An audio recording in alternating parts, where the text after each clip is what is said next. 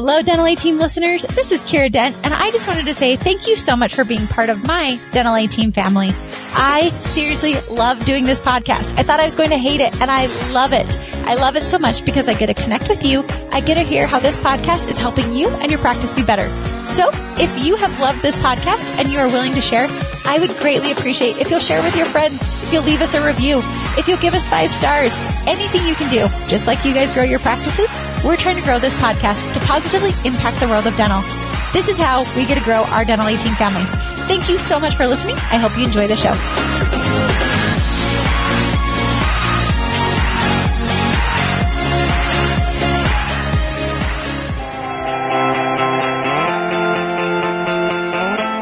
Hey everyone, welcome to the Dental A Team podcast. We're your hosts, Kiera Dent and Dr. Mark Costas. Mark and I had this crazy idea that maybe we could combine a dentist and a team member's perspective because let's face it, dentistry can be a challenging profession with those two perspectives. And Dental A Team podcast was created. I'm a practicing dentist, a multiple practice owner, a dental performance coach, and the founder of the Dental Success Institute. I've been a dental assistant, treatment coordinator, scheduler, biller, office manager, current practice owner, and international dental consultant. Mark and I don't just understand you, we are you. Our goal is to positively impact the world of dentistry by sharing our lessons learned from the road in hundreds of dental offices. 2 perspectives, 1 mission, to help dental professionals reach their full potential. Welcome to the Dental A Team podcast.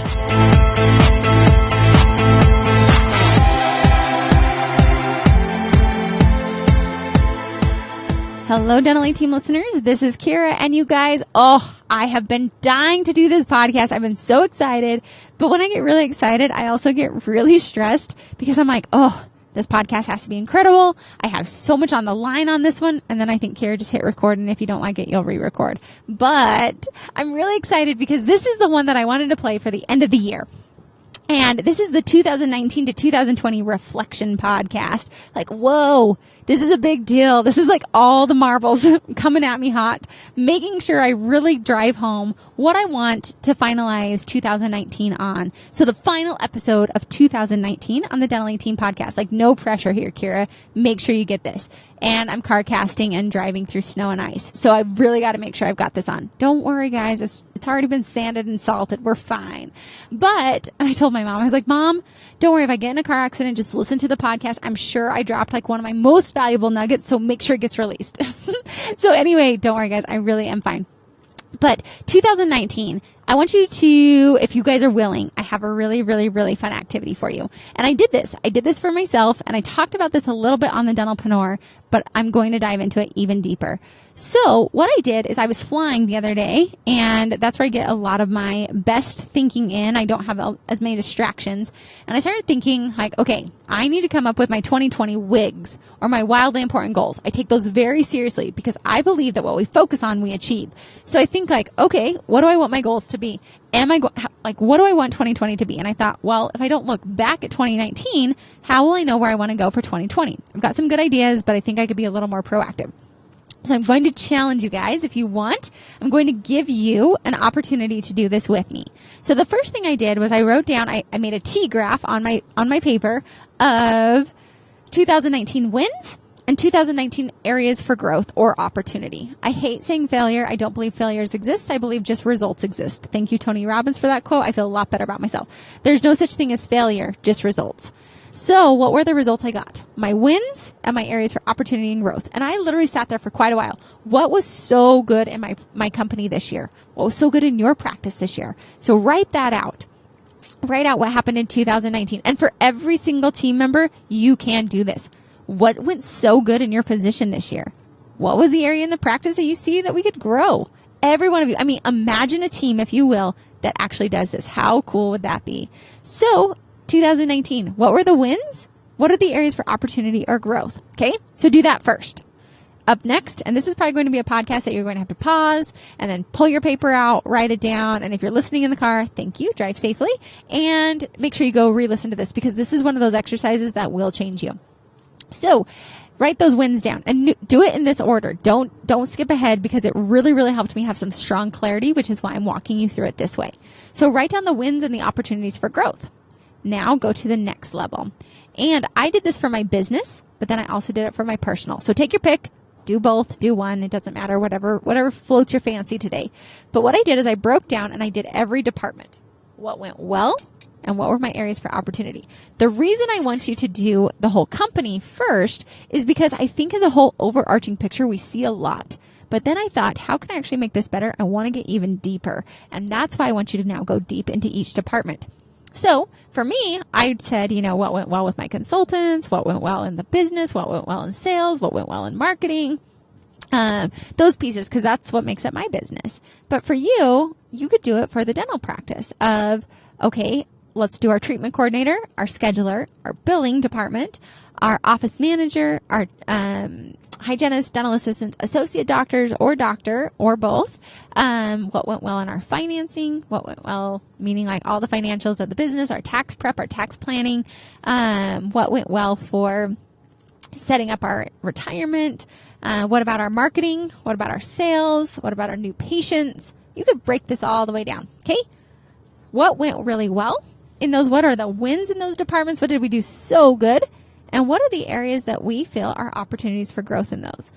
So often I think we dive into what the problems are and we forget to look that there's a lot of really, really cool stuff happening and we don't want to let go of that, which is why I want you to write the things going well. Because sometimes when we switch gears and we go to what's not going well and we want to work on that, we actually let some of our best things slip because we have too many things we're focusing on. So I wanted to make sure I paid attention to what was going well that I didn't want to forget about and where I wanted to really grow the my company. And for you guys, it would be your practice. So do this exercise. Pause it right now. Do this exercise. Write down every single department. Then what I did is I also flipped it into my personal life. What went super great in my personal life? What are my areas for growth? You can break it down to, I love Mark's 4 futures of what are your areas that did well and what are your opportunities for growth in your mind? Meaning like how connected are you with your meditation and with having a sound mind and you're giving yourself space to create? How is that mind for you? The next one is meaning. How are your personal relationships?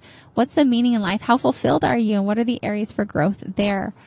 So mind, meaning, movement, that's the health of your body. Are you taking care of your body, drinking water, eating healthy food? Are you working out? That's your movement. And then the last one is money, and that's obviously the business. So mind, meaning, movement, and money. Mind, meaning, movement, money. How are you in those 4 futures? So that's an easy way to break down your personal to see how you're doing personally. What's going well, and what are some opportunities for growth? For me, guys, I'm crushing it. Business grew. Thank you all so much. You guys helped a ton. We hit over 100,000 downloads in less than 9 months of this podcast being on. Oh my gosh, I could hug you guys. Thank you so much.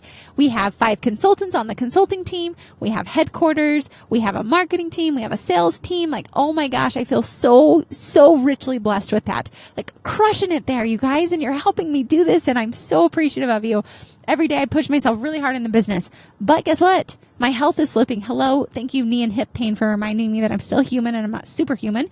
But I don't eat healthy when I'm on the road. I don't drink a lot of water. I don't work out very often. That's a problem. That's an area I want to be around forever, you guys. I don't want to die early. I need to make sure I'm taking care of myself now. That's an area for growth for me. I'm doing great in the business, and then my relationships, they're getting better. But I also realized I think more about work than I think about my relationships.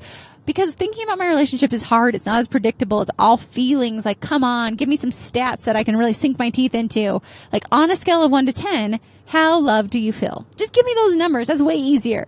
But I realized that's an area I really could grow in. So for me, money, my mind, actually, I've done a really good job on my mind. I mastered that. That was something when I was having some issues in the past in my I don't want to say issues. When I was struggling in life in the past, when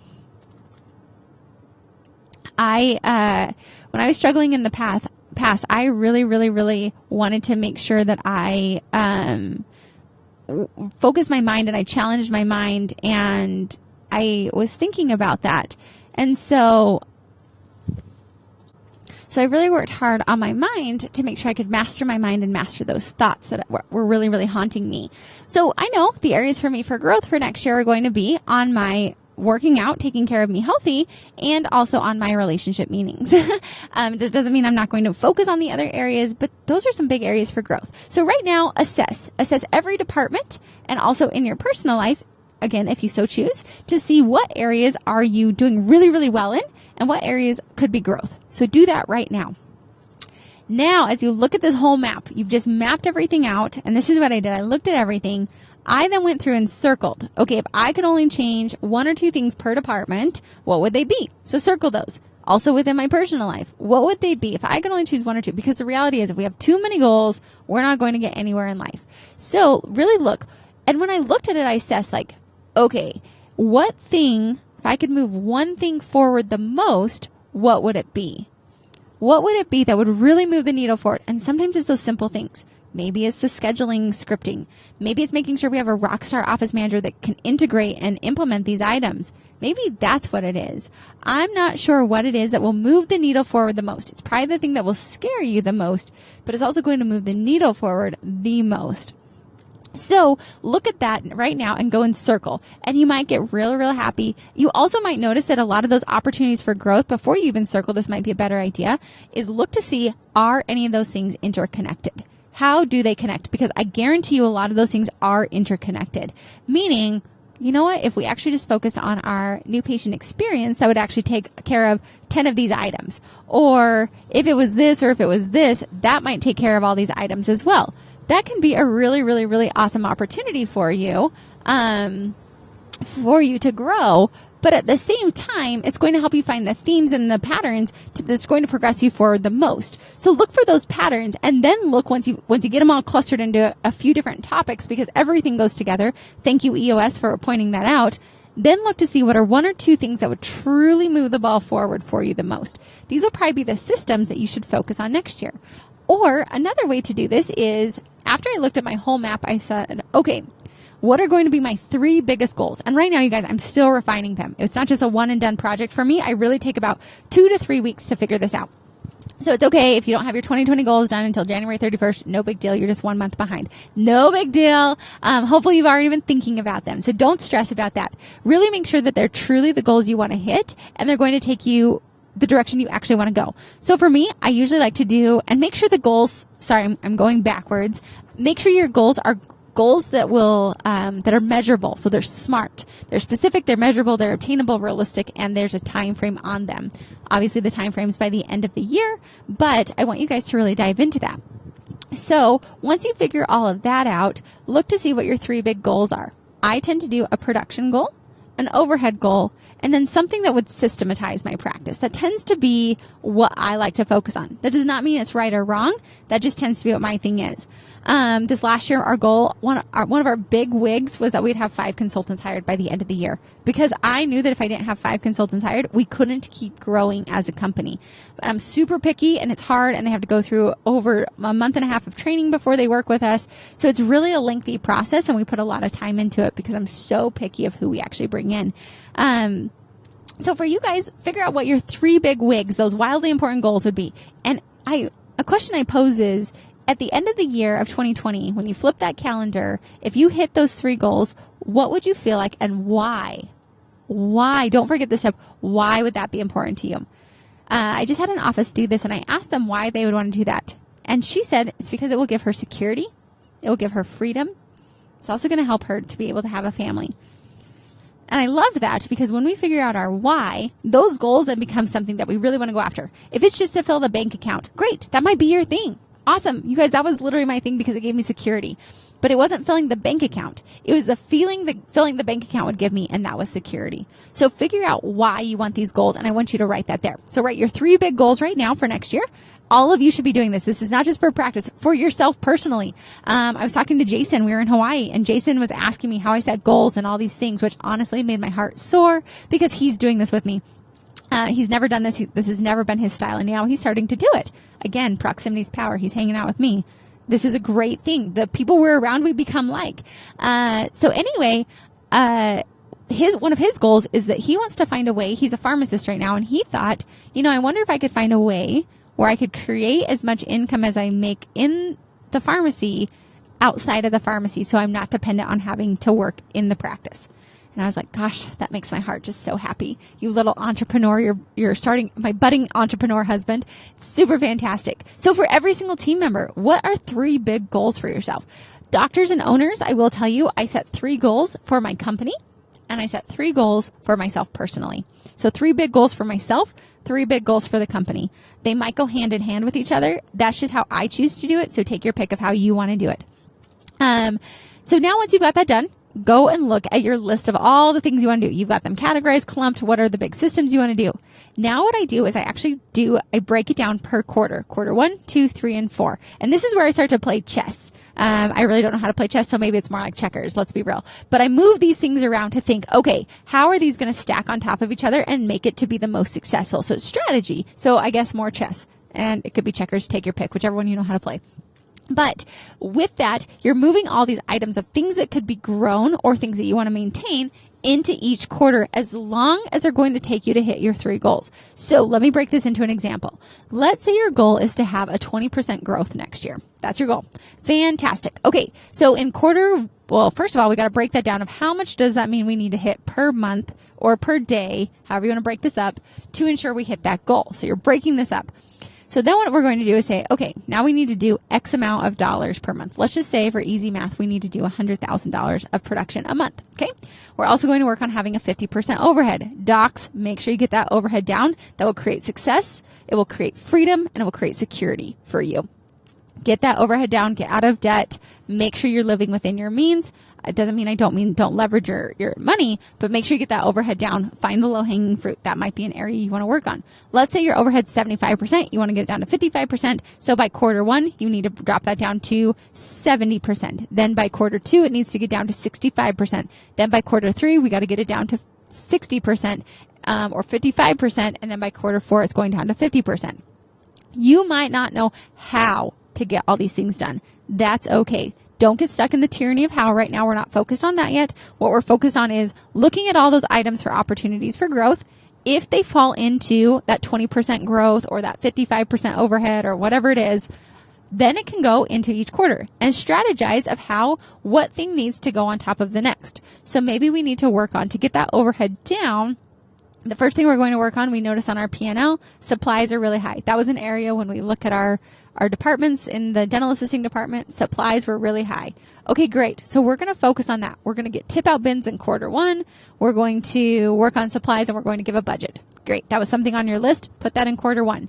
Then quarter 2, the next piece, we got to get that overhead even lower. Next up is payroll.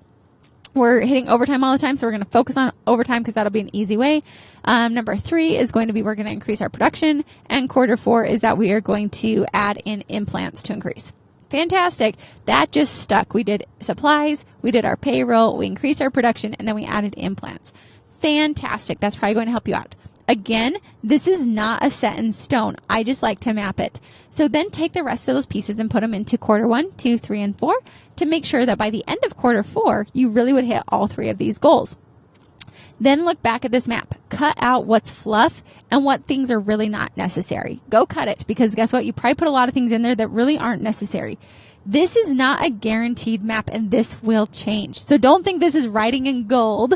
You're writing in, I type mine up because I like to be able to move them around so that way I can think around like, oh, if this doesn't fit there, this would actually make more sense in this quarter. If I'm really going to get a book written by the end of the year, I need to have X amount of chapters. I need to have editors found, all these different pieces. So I got to break it down. So what we're doing is we're starting with the end in mind, but then we're working backwards as we reflected to make sure we have each quarter broken down properly. So now look at this. Look at this map you've just built. How does that look? How does that feel? For our team members, look to see if you want to, for Jason, if he's really going to find a way to create as much income as he makes in his full-time day job. All right. Well, quarter 1, you got to start thinking of some ideas. Quarter 2 is, so maybe quarter 1's research. Maybe quarter 2 is he needs to be having a job that's producing at least X amount of income. Quarter 3 is going to be that he's producing another set of income. And then by quarter 4, he'll have the final amount.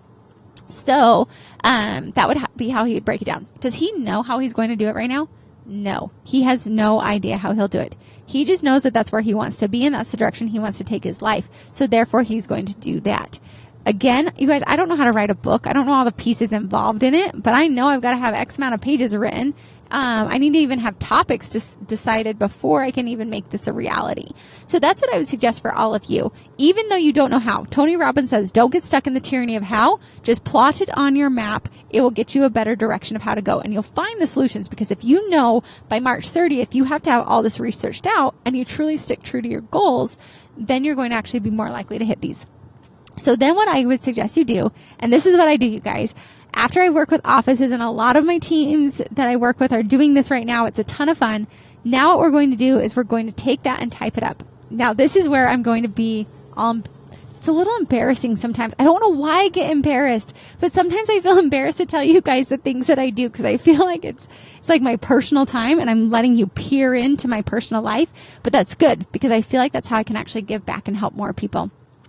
So what I do is every single morning I write in my miracle morning journal, and I write down what I'm grateful for, 3 things I accomplished from the day before, 3 improvements that I want to make, what was my joy, what was my self-love, and what are my results. Okay. That's always the pattern of my journal every single morning. Sometimes I change it up. But for the bulk, that's what I write. After that, I read my affirmations that I've written for myself. I always choose a word or a phrase that I want to have for the year. So for 2019, it was just be, and that was B stood for balanced and essential. Those are the 2 things I really wanted to focus on and become at the end of 2019. And I will say I did a pretty darn good job with that.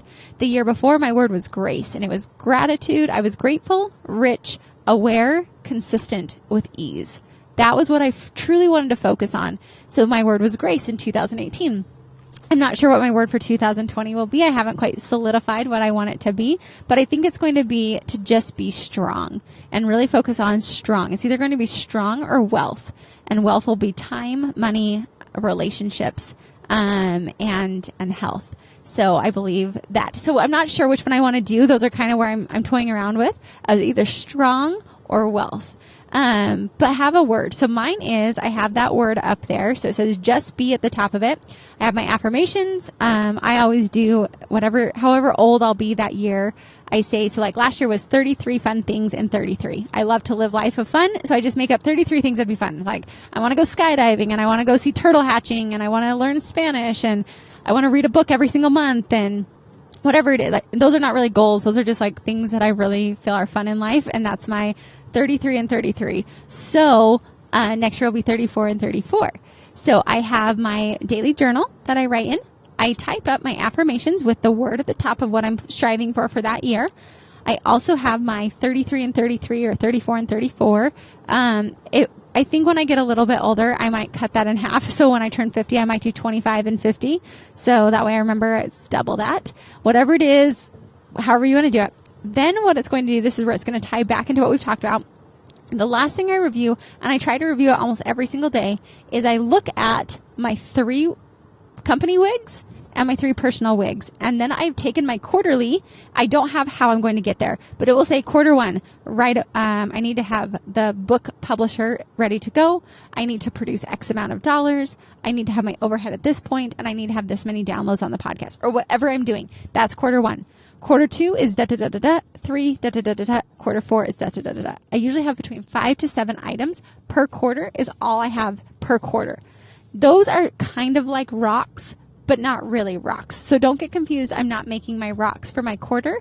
This is just kind of a guiding map and guiding stars for me to make sure I'm on track. I will tell you this year, my quarters were about 65-70% accurate of what I actually did per quarter. Some of them I had to move along, like getting a 6-pack. Yep, that's definitely going on to the 2020 plan. Did not hit that one this year, but that's how I move them around. But what that does is it keeps me very focused every single morning on where I want to go.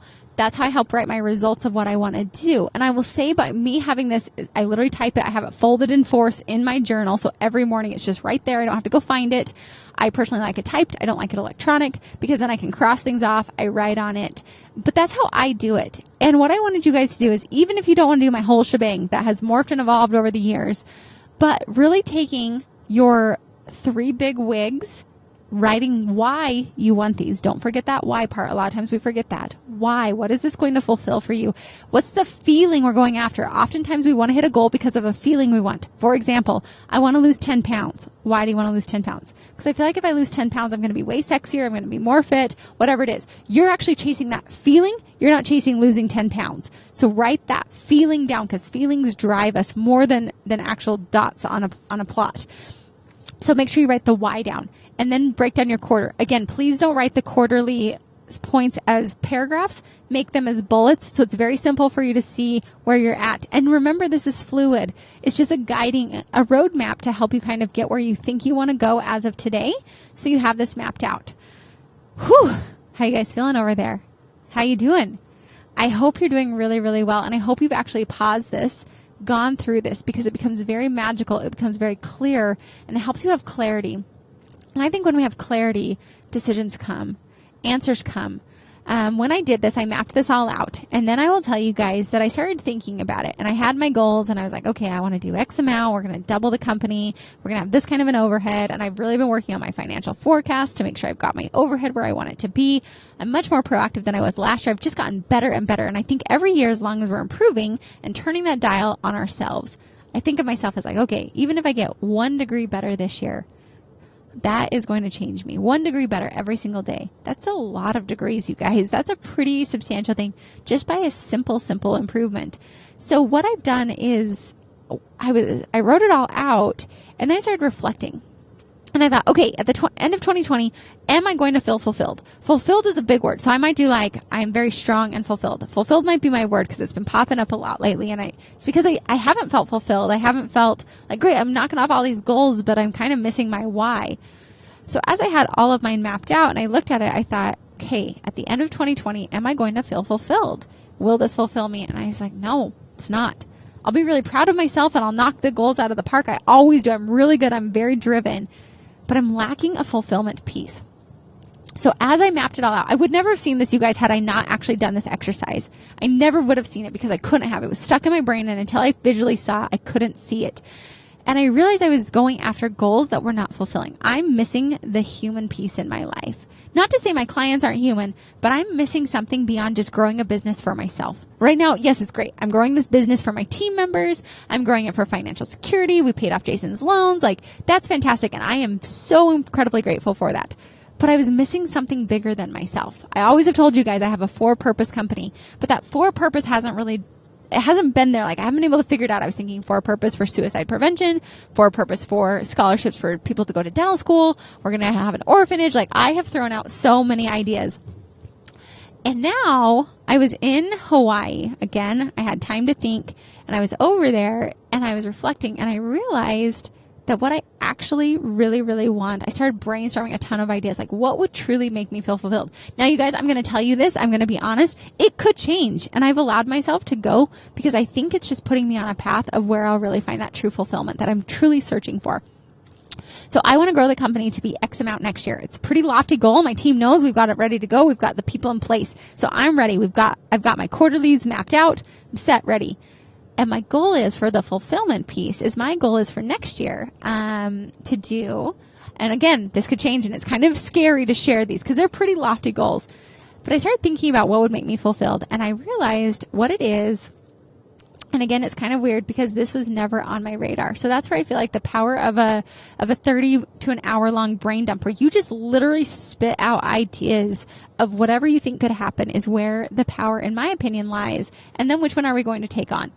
So for me, I started listing off all these ideas like suicide prevention. I'm like, I really want to do that. I'm very passionate about it, but it feels hard. And I don't know why. It just doesn't feel like it's the right time. I think next year I'll probably speak. I'll share my story, and we'll start working on some suicide prevention. So I'm not sure, again, how it's all going to shake out, but that just didn't feel like quite the right piece yet. So I said, okay, fantastic. I'm willing to go with where life is taking me. What's next? And I just started rattling off a bunch of ideas. And the idea I came up with was I wanted to terminally ill children just strike my heart because I feel like they're so little and they're so innocent and they can't, and their families have got to be hurting. And I've just always been really, really, really impressed with the Make-A-Wish Foundation. And so I decided, you know what? if I could grow my company to X amount and we were able to give 5 terminally ill children their wish this year, that would feel incredible to me. That would feel amazing. It would be fun for my team. So then that was that. So that's going to be this year's plan, is to help 5 terminally ill children receive their wish. I don't know how I'm going to do it, you guys. I have no idea. But that to me, just like, and you could even hear like the emotion came without even trying. That is where I knew that that's the fulfillment piece I'm looking for. And yes, did I come up with other ones? You better believe I do. In 5 to 7 years, I've got a whole plan for another idea. We're going to continue growing this potentially to serve a child in all 50 states and in every country that we have a consulting client. And so just because I love to travel and it's been a fun journey, but that was a piece I would never have been able to see that if I didn't map my goals. Now, I'm not saying you have to have fulfillment. I was talking to another client yesterday and she just wants time with her family. She's really struggling. She just had a baby. She's not being able to manage work and life and being a boss. That's all she wants, is to be able to manage her life that way and to have more time at home. Fantastic. That's the season in life she's in. So whatever it is, I want you to look and see at the end of 2020, are you going to feel fulfilled? I hope your answer is yes. And if not, I want you to dig a little deeper. Dig a little deeper of yourself. Will this fulfill you? Will you feel like, yeah, that strikes me. That makes me want to get out of bed every single morning, go to work, go through the success tax of the hardships, of the great days and the hard days. Does this drive you? For me, I'm like, yeah, bring it on. We're doing this because I found what's going to drive me. So you guys, as we roll into 2020, my appreciation for a Dental A team is out of control. You guys have made my life a reality. You've made that dream become a reality. It's no longer just a dream. It's a reality. We're touching people.